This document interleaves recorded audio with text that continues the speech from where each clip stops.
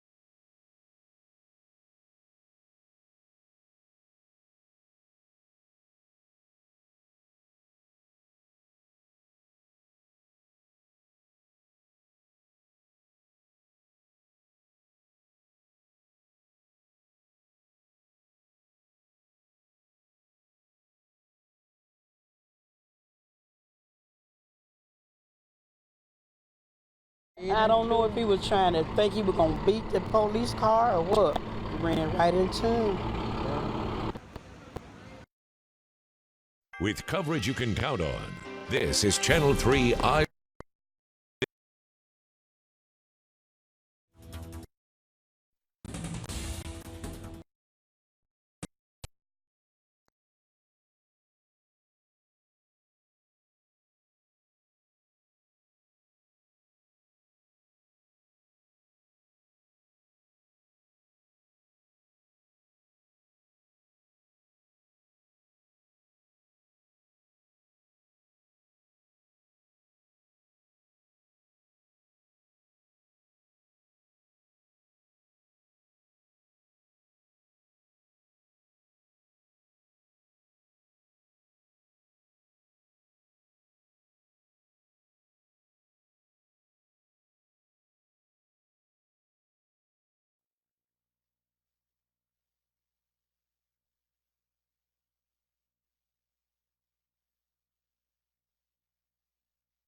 I don't know if he was trying to think he was going to beat the police car or what. He ran right into him. A Chattanooga police officer is recovering from a serious crash that trapped him inside his patrol car. An eyewitness tells us how it happened. With coverage you can count on, this is Channel 3 Eyewitness News at 11. Good evening. Thank you for joining us. I'm Greg Glover. And I'm Cindy Sexton. More on the officer-involved crash in just a minute.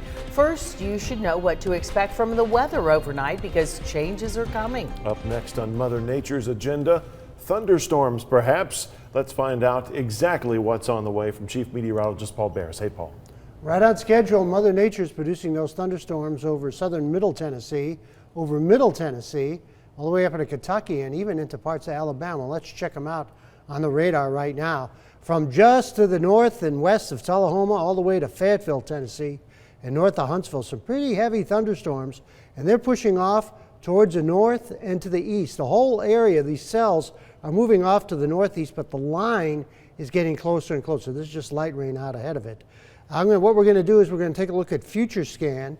Usually I only use this in severe weather situations. These are not severe storms. They do have nickel and dime size hail, but technically that is not classified as severe weather.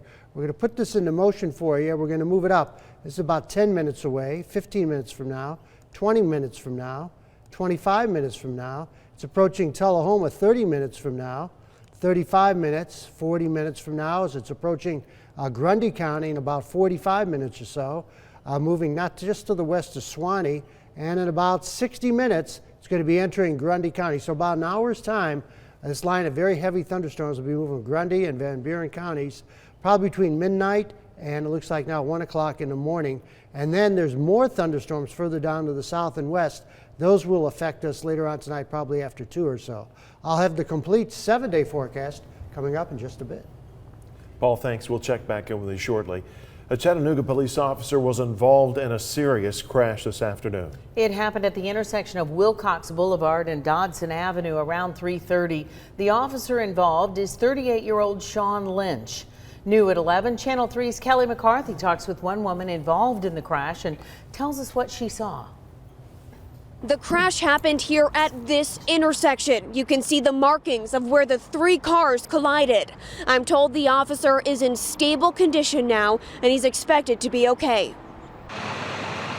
Emergency crews surrounded this patrol car with Officer Sean Lynch trapped inside. It took 20 minutes and the jaws of life to rescue him. Scary regardless of who's involved. It's very scary to see that. As you can tell, it's a pretty tough impact. 2 other cars were involved in the crash. This CST hotel transport van and the car Marlene Williams was driving. When he hit that car, he just kept on sliding and he slid into our car. Williams says she saw the police officer driving down Dodson Avenue toward the intersection with his siren on and lights flashing. And when he got ready to make that turn, that truck come from nowhere, that van. I don't know if he was trying to think he was going to beat the police car or what. He ran right into him. The impact crushed the driver's side of the patrol car. Witnesses rushed to try and help the officer. Some guys from over here at the service station came to try to open the door to get him out, but they couldn't. Williams and her 7-year-old granddaughter are shaken up but unharmed. The driver of the van is 55-year-old Gary Evans. He was taken to the hospital with minor injuries.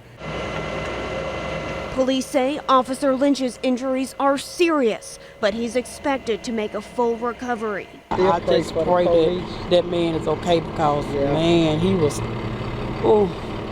that was so sad. Chattanooga police are still investigating the crash and say charges are pending. Kelly McCarthy, Channel 3 Eyewitness News. In continuing coverage tonight, the 11th lawsuit filed in connection with the deadly Woodmore bus crash accuses law firms of preying on victims. Carl Lewis, the father of a student on the bus, is asking for $110 million. Lewis's attorney, Robin Flores, claims a Georgia law firm took advantage of him after the crash. The suit claims the firm solicited Lewis within 30 days of the crash, which violates rules of professional conduct. You know, it's the ambulance chaser that you hear about, which makes the rest of us all look bad. You don't go chasing people down a day or two or within 30 days of a bad event to try to sign them up. Lewis claims once he signed on with the firm in question, they did nothing they had originally promised. The entire lawsuit is posted on our website, WRCBTV.com. The North Georgia Health Department's urging residents to keep their pets' rabies vaccinations up to date. Health officials say an unvaccinated dog was attacked by a rabid raccoon in Whitfield County this week. The dog's now in quarantine for 6 months. Flyers being posted warning of the virus being in the area. Health officials also urge parents to keep children away from stray dogs and cats, as well as away from wild animals. If you see a suspicious looking animal, call the Whitfield County Animal Control Office. We have a number at WRCBTV.com. Hamilton County Sheriff's deputies arrested a carjacking suspect in Soddy Daisy. Deputies say 28-year-old Jonathan Stubbs stole a car last week with the driver inside. They say Stubbs later released the victim after a few miles. Police found Stubbs at an apartment complex last night. They say he resisted arrest and he was taken to the hospital for minor injuries. He is charged with carjacking and aggravated kidnapping. Also in Hamilton County, sheriff's deputies arrested a man they say pointed a gun at another man in his backyard on Signal Mountain. 26-year-old Kyle Gore faces aggravated assault, attempted robbery, and burglary charges. Deputies say a masked Gore went to a home on East Brow Road and confronted a man while pointing a pistol at him. The victim ran into his home and called police. Suspect information then, deputies say, led them to Gore. The Chattanooga Police Department has been upping its patrols on local interstates and highways, looking for speeders, drivers following too closely, distracted driving, and other offenders. On Wednesday alone, CPD's traffic unit issued 63 citations on I-75, I-24, Highway 27, and Highway 153. 26 of those citations were for speeding, 7 were for seatbelt violations and financial responsibility, and 5 were for driver's license issues. Now to a picture that definitely deserves a frame. 2 weeks of intense fire training came to a close today for Fire Academy 2017. 35 future Chattanooga firefighters stood in front of this burning home on Hancock Road in Chattanooga, a home they had purposefully set on fire to search and rescue train. Now the recruits move on to other disciplines like vehicle extrication and hazardous materials. If they make it through all of that, they'll graduate in April. After the break on Eyewitness News at 11, details from a leaked draft of a House GOP bill to replace Obamacare. Later on, a beer lover's nightmare in Pennsylvania. An 18-wheeler carrying thousands of bottles of brewskis takes a turn for the worse. Stay with us.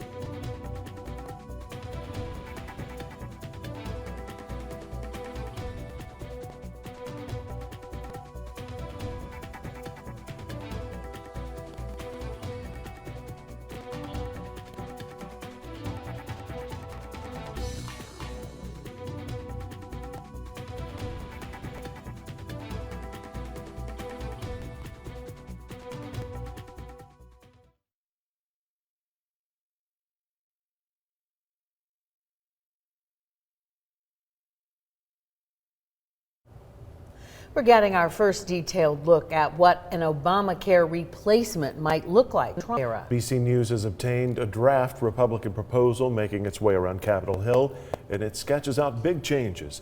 Details now from NBC's White House correspondent, Kristen Welker. As the debate rages about America's healthcare system, President Trump taking fresh aim at Obamacare during his speech at a conservative conference today. But Obamacare doesn't work, folks. And tonight, new details about a Republican plan for repealing and replacing the law. A draft proposal obtained by NBC News calls for gutting the individual mandate, meaning no penalty for those who don't buy insurance, but if healthy people opt out, it could drive up prices for the elderly and sick.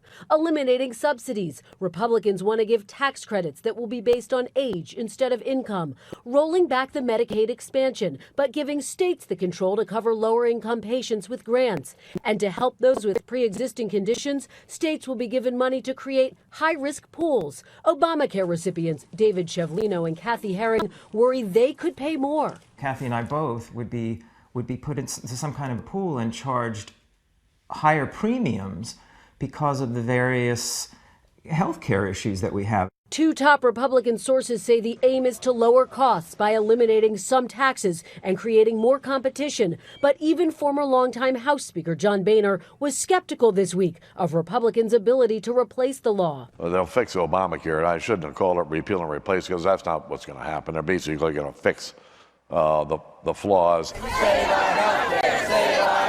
And pressure is mounting. Republican lawmakers bombarded by angry constituents, many worried about dismantling Obamacare. For people like Brandy Walker in Arizona, who's already had a double mastectomy, there are deep concerns about changing the law. I was 38 when I was diagnosed with cancer, so I'm still pretty young, and it would be difficult for me to afford. President Donald Trump signed another executive order today taking aim at eliminating government regulations. This executive order is one of many ways we're going to get real results when it comes to removing job-killing regulations and unleashing economic opportunity.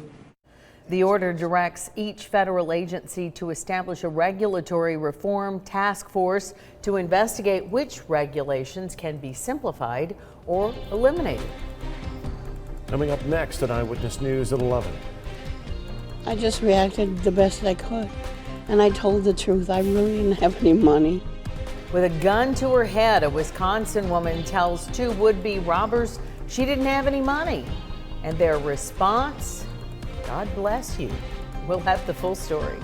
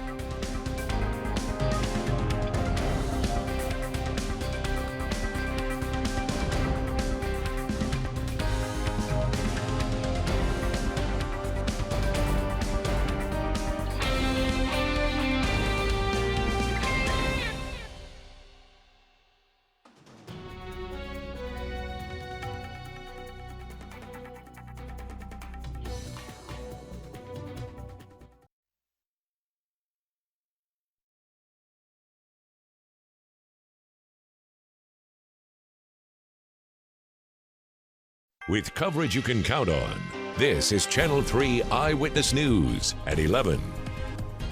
A Wisconsin woman who was held at gunpoint is trying to make sense of the ordeal after her would-be robbers let her go. However, before they took off, they apologized to her and said, "God bless you."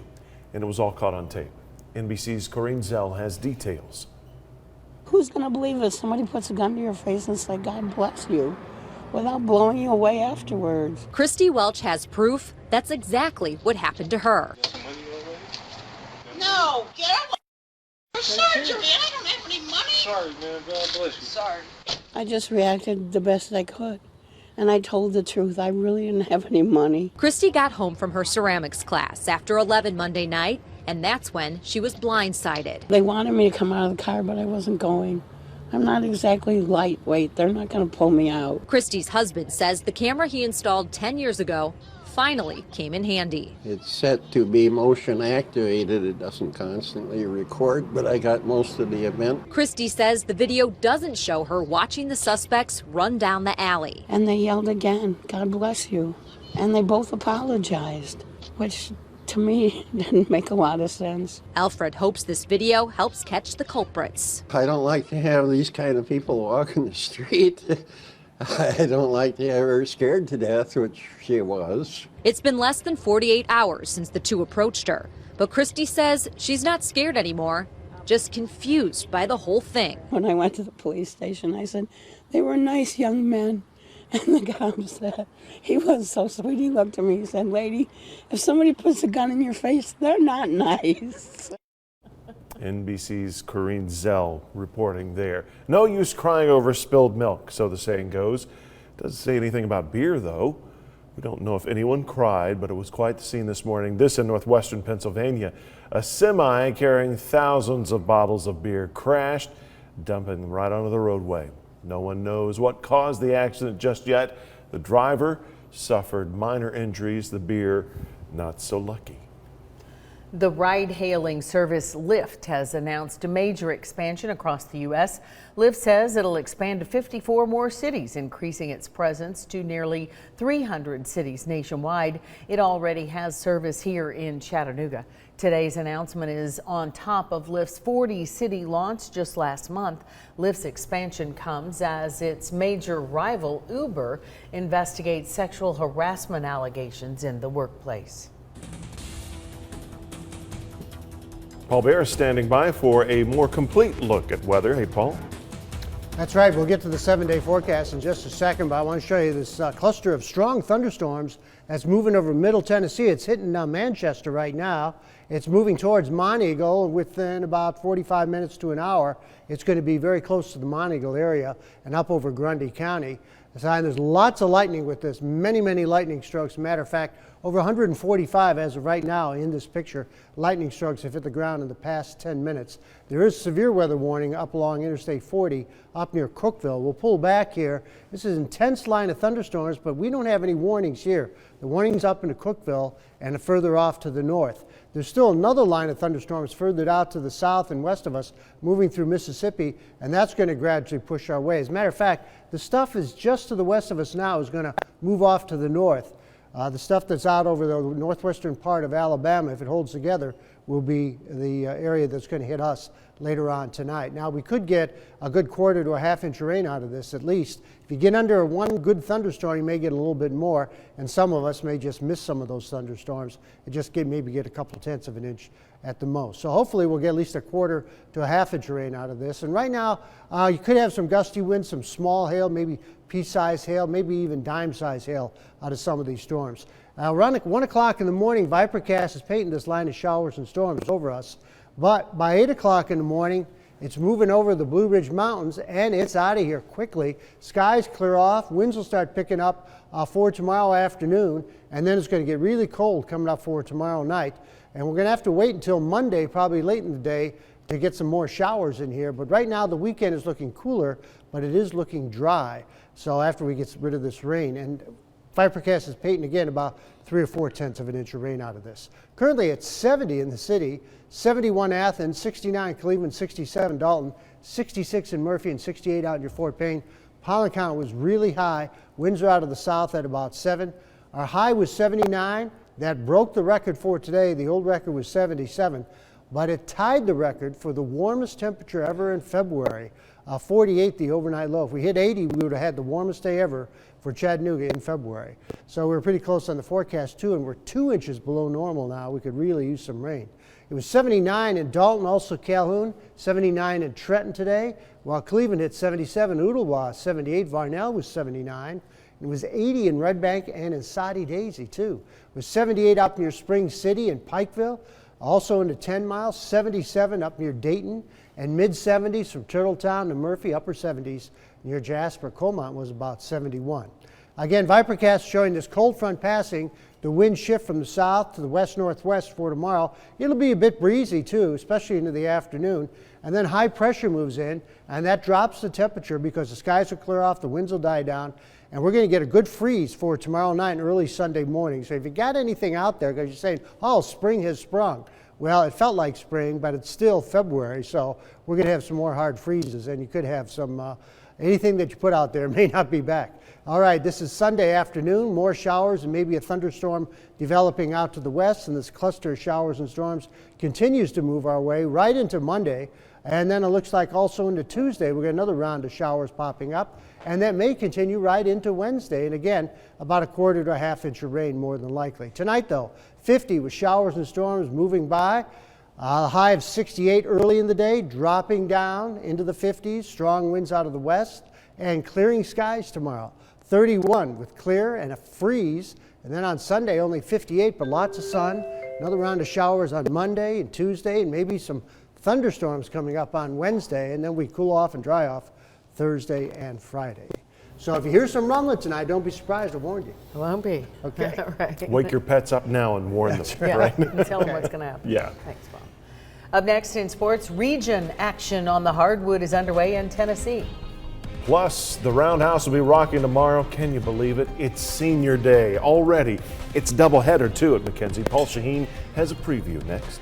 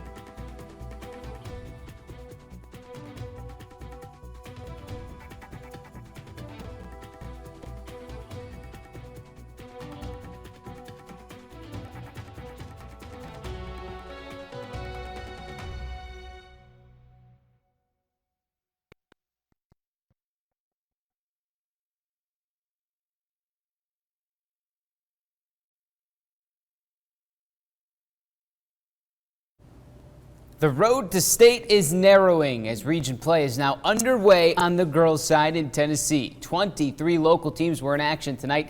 It's win or go home. Never failing to advance is our very own Jill Jelnick, here to break down tonight's action.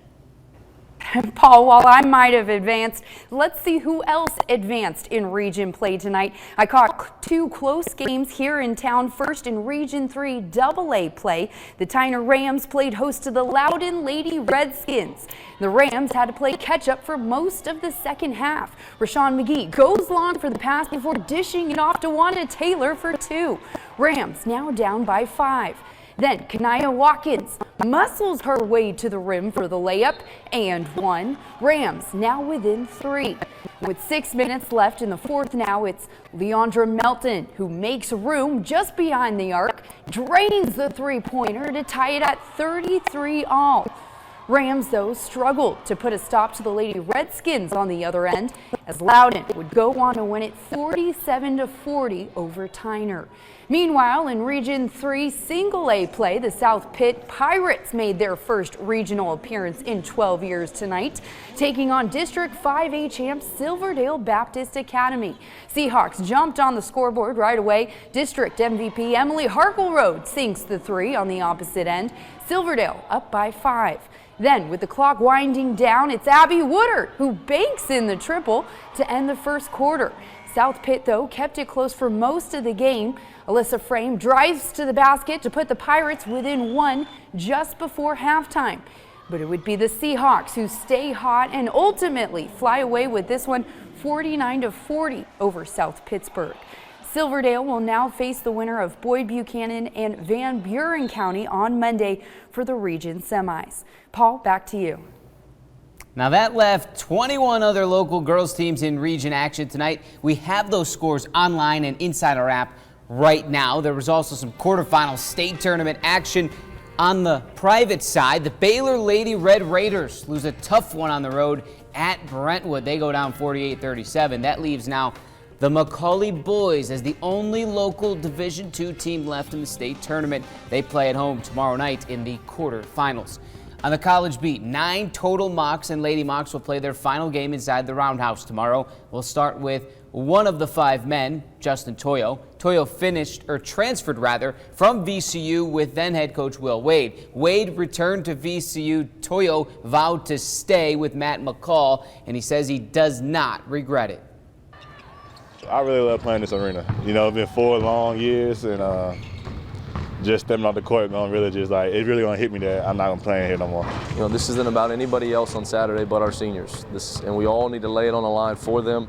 You know, with this group, the way they welcomed, you know, me, my family, our staff in, there's no question it's emotional. Now the 5 seniors are Justin Toyo, Trey McLean, Jonathan Burrows-Cook, Casey Jones, and Greg Pryor. The Mocs tip with Mercer 5 p.m. tomorrow. It's also a momentous day for the Lady Mocs. They're part 1 of that doubleheader in the Roundhouse, tip with 2 against Wofford. The Lady Mocs are celebrating 4 seniors: Moses Malone, Jasmine Joyner, Queen Alford, and Cindy Van Landingham. There's also a lot on the line for the UTC women, a win over Wofford, and they clinch a 5th straight regular season conference championship. Over to the Diamond now, the UTC softball team hosting the Frost Classic this weekend. The Lady Mocs taking on Fairleigh Dickinson in the first game of a doubleheader today. They trailed 6-3 in the third. They're on the move. A bomb from J.J. Hamill over the left field fence, making it 6-4. Same inning, 1 on. Sophomore Amanda Beltran. Oh, she got a hold of that one. Goes opposite. Nope, that is not opposite. I couldn't tell at first. Either way, it is over the fence. Dead center, right center, tied at 6. That's what we do know. UTC would ultimately go down 8-7 though in that one. So they're playing the Frost Classic at Frost Stadium all week. If that's your thing, go check that out. But of course, the doubleheader at the Roundhouse tomorrow as well. Good. Big day at Mackenzie. No kidding. Choices. That's what we like. Paul Bears has your 7-day forecast and one last check of that system coming this way when we get back.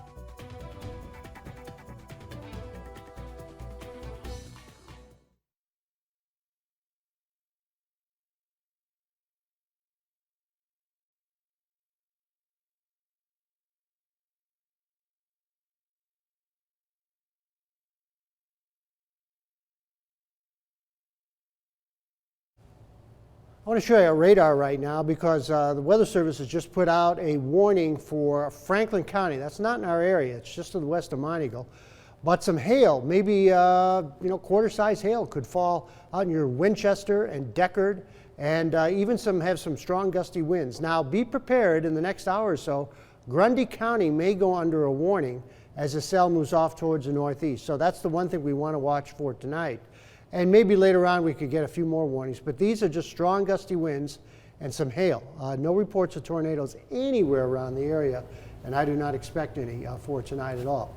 So for your Saturday planner, we're going to start off with some clouds in the early morning. Rapid clearing, it'll be breezy, temperatures will be dropping throughout the day, and on that 7-day forecast, showers in the morning ending, clearing, and 58 for the high on Sunday. 56 with a good chance for showers Monday, Tuesday, and some storms Wednesday. Thank you, Paul. Thanks for joining us. Have a great weekend.